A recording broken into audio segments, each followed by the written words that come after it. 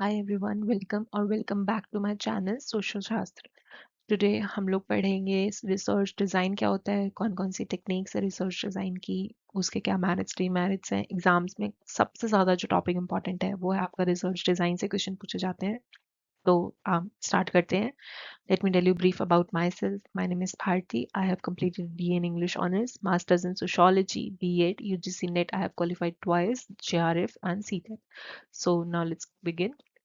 सबसे पहले हम देखेंगे कि जो भी सोशल साइंस में रिसर्च होती है वो कोई एक पर्टिकुलर एम या पर्पस होता है उनका। यूं ही कोई भी रिसर्च नहीं की जाती। जो पर्पस होता है वो हम लोग स्टडी के ड्यूरेशन में नहीं करते हैं, बल्कि वो हमारा बिफोर यानी कि पहले से स्टार्ट हो जाता है। On the basis of research to define different aspect of a subject a structure is made. एक स्ट्रक्चर मेड किया जाता है जिसको हम लोग क्या बोलते हैं, रिसर्च डिजाइन बोलते हैं। जितने भी सोशल रिसर्च है उनके कुछ पर्पस होते हैं। Until the research work is done in an organised manner, purpose can not be fulfilled. यानी कि अगर कोई भी रिसर्च किया जा रहा है उसके पीछे कुछ ना कुछ उसके एम्स हैं, कुछ ना कुछ उद्देश्य हैं जिनको ध्यान में रख करके हम कोई रिसर्च करते हैं। यूं ही रेंडमली तो हम लोग कोई भी टॉपिक नहीं डिसाइड करते कि हम लोग आज चलो आज हमारा मन हुआ तो आज हम इस टॉपिक पे स्टडी कर लेते हैं, कल हमारा मन हुआ तो कल हम उस टॉपिक पे स्टडी कर लेते हैं। ऐसा नहीं होता है। तो उसके पीछे कुछ ना कुछ पहले हमारे पर्पस होते हैं, एम्स होते हैं जो प्री डिसाइडेड होते हैं, और उनको अगर हम लोगों को फुलफिल करना है तो एक ऑर्गेनाइज्ड मैनर में ही फुलफिल किया जा सकता है। और उसे क्या कहते हैं हम लोग, रिसर्च डिजाइन कहते हैं। अगर हिंदी में बात करें तो उसे हम लोग शोध प्ररचना बोलते हैं। This means that research design is created according to the problem. जो हमारी प्रॉब्लम है उसी के बेसिस पे या उसी का आधार बना करके हम लोग रिसर्च डिजाइन को बनाते हैं, और उसी के बेसिस पे हम लोग अपनी आगे की जो सोशल रिसर्च है उसको कंटिन्यू करते हैं। इससे क्या होता है कि जो रिसर्चर है वो भी डेविएट नहीं होता, उसे पता रहता है कि उसे कहाँ कहाँ क्या क्या करना है। अब फॉर एग्जांपल आपको अगर नहीं पता कि हम लोग यूजीसी नेट की तैयारी कर रहे हैं, यूपी पीजीटी की तैयारी कर रहे हैं, आरपीएससी की तैयारी कर रहे हैं, अगर आपके पास कोई एक पर्टिकुलर प्लान नहीं होगा तो सब कुछ जो है हमारा मिक्सअप हो जाएगा, सब होच पोच हो जाएगा, तो हम लोगों को जो रिजल्ट होगा वो अच्छा नहीं मिलेगा। और वहीं अगर जो स्टूडेंट्स एकदम पर्टिकुलरली उनके पास एक पूरा प्लान है कि हमें ये टॉपिक इस दिन पढ़ना है, यहाँ से पढ़ना है, हमारा एक ब्लूप्रिंट तैयार है, तो हम लोग उसको इजीली अचीव कर पाएंगे जो हमारा गोल होगा। सिमिलरली इन रिसर्च, अगर हम लोग कोई भी स्टडी कर रहे हैं उससे पहले अगर हमारे पास एक ब्लूप्रिंट तैयार है तो उसको हम लोग एक अच्छे तरीके से, यानी कि जो हमारा क्लाइमेक्स होगा, जो कंक्लूजन होगा, वो बेटर रिजल्ट हमारे प्रोवाइड करेगा। अगर हम बात करें कि टाइप्स ऑफ रिसर्च डिजाइन जो है उसके क्या क्या टाइप होते हैं, इनसे क्वेश्चन काफी ज्यादा एग्जाम में पूछा जाता है, तो आपको एक एक करके सबको समझना बहुत इंपॉर्टेंट है। और आपको अगर कोई भी टॉपिक में डाउट आता है तो आप मुझे कमेंट बॉक्स में पूछो। कोई भी डाउट अपने मन में मत रखो, क्योंकि काफी बार क्या होता है कि ये जो टॉपिक्स है वो इंटर रिलेटेड है। अगर आपको यहाँ पे डाउट रह जाएगा तो आने वाले जो टॉपिक्स मैं कराऊंगी उनमें भी डाउट रहेगा, फिर आपको वो क्लियर कॉन्सेप्ट्स नहीं हो पाएंगे। तो इट इज बेटर कि हम लोग जो पढ़ रहे हैं अभी वो उसको वहीं पर ही डाउट को क्लियर करें। आप मुझे कमेंट बॉक्स में कमेंट कर सकते हैं, मैं उनको पूरा पूरा कोशिश करूंगी उनको रिप्लाई करने की। तो अगर हम बात करें टाइप्स यानी कि प्रकार क्या होते हैं रिसर्च डिजाइन के, तो उसमें सबसे पहले आता है हमारा एक्सप्लोरेटरी और formulative research, descriptive research, diagnostic research और एक्सपेरिमेंटल रिसर्च, इवैल्यूएटिव रिसर्च और कंपैरेटिव रिसर्च। एक एक करके हम इनको सबको पढ़ेंगे।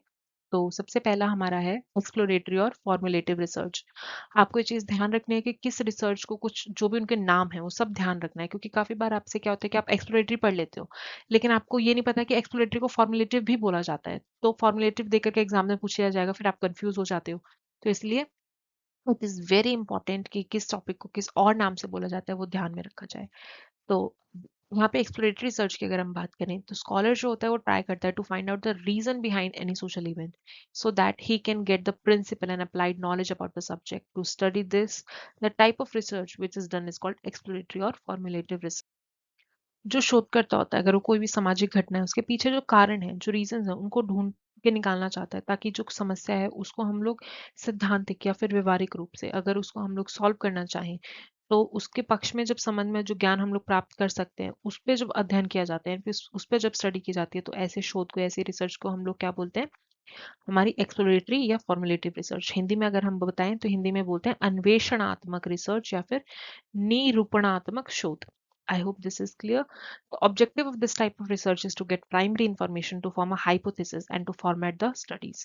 इसका जो मेन ऑब्जेक्टिव होता है इस टाइप की स्टडी का वो क्या होता है कि हम लोग जो प्राइमरी इंफॉर्मेशन है सिर्फ उसको कलेक्ट करें, ताकि जो हम हाइपोथेसिस है उसको बना सके। ये क्वेश्चन पीवाईक्यू में आया हुआ है कि कौन सी तरीके की ऐसी रिसर्च है, in which type of the following research hypothesis को हम लोग बना सकते हैं। तो उसमें आपको काफी सारे रिसर्च के टाइप्स दे दिए जाते हैं और उसमें आपको आंसर लगाना होता है। तो एक्सप्लोरेटरी जो हमारी रिसर्च है उसमें हम लोग हाइपोथेसिस फॉर्मेशन करते हैं, यानी कि ये इस प्रकार की जो शोध होती है, रिसर्च होती है, उसका जो ऑब्जेक्टिव होता है वो होता है कि किसी भी जो समस्या है, कोई भी प्रॉब्लम है, उसके संबंध में यानी कि उससे रिलेटेड हम लोग प्राइमरी इंफॉर्मेशन है, प्राथमिक जानकारी को हाइपोथेसिस का निर्माण करके प्राप्त कर सकें।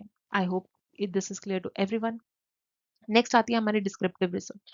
डिस्क्रिप्टिव रिसर्च क्या होती है? डिस्क्रिप्टिव रिसर्च होती है उसका हमारा मेन एम क्या होता है वो हम देखेंगे। डिस्क्रिप्टिव रिसर्च का मतलब होता है हमारा वर्णनात्मक शोध। वर्णनात्मक शोध एक ऐसी शोध होती है जिसका जो मेन ऑब्जेक्टिव होता है वो होता है कि जो समस्या है उसको हम लोग रियलिटी यानी कि उसको जो प्रॉब्लम है उसको हम लोग real facts of any subject और problem and to present in उसको डिस्क्राइब करना। डिस्क्रिप्शन का मतलब होता है डिस्क्राइब करना। There are so many aspect of social life which were not studied in the past. बहुत सारे ऐसे सोशल एस्पेक्ट होते हैं हमारे जिनको पहले नहीं पढ़ा गया होता है। It is important in this condition that information of different aspect of social life is collected and presented in front of people. तो ये ज़रूरी हो जाता है कि जो उस टॉपिक से रिलेटेड अगर कोई ऐसे एस्पेक्ट्स है जिनको पहले नहीं पढ़ा गया है उनको हम लोग पढ़ना चाहें तो उसको लोगों के सामने प्रेजेंट करना हमारा डिस्क्रिप्टिव रिसर्च कहलाता है। The stress is given on collection of information related to the subject is real and trustworthy. Otherwise, the explanation would be philosophical instead of scientific. जैसा मैंने आपको पहले भी बताया है कि अगर हमें कोई भी स्टडी करनी है उसमें हम लोगों को उसको ट्रस्टवर्दी बनाना है तो हमें क्या करना होगा, उसको एज इट इज यानी कि रियल प्रेजेंट करना होगा। उसमें हम लोग अपनी सब्जेक्टिविटी को इंक्लूड नहीं कर सकते, अपने ओपिनियंस हमारे प्रेजुडिसेस है उनको इंक्लूड नहीं कर सकते हैं। नेक्स्ट है हमारा डायग्नोस्टिक रिसर्च। डायग्नोस्टिक का मतलब तो जैसे सबको पता होगा, जैसे हम कभी डॉक्टर के पास जाते हैं तो डॉक्टर क्या बोलता है, डायग्नोस करना। डायग्नोस का मतलब होता है निदानात्मक शोध रचना। डायग्नोस्टिक रिसर्च डिजाइन, इसमें हम लोग कभी डॉक्टर के पास गए तो डॉक्टर अगर हमें कोई बीमारी का पता लगाना है तो क्या बोलते हैं कि पहले हमें डायग्नोस करना पड़ेगा, पहले हमें देखना पड़ेगा कि आपको बीमारी क्या है, उसके बाद ही हम उसका उपचार आपको प्रेजेंट कर सकते हैं।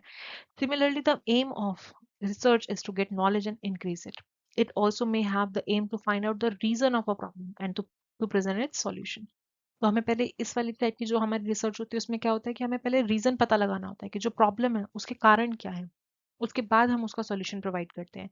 This type of research design is called diagnostic research design. In another word, a special problem solution method is called a diagnostic research design.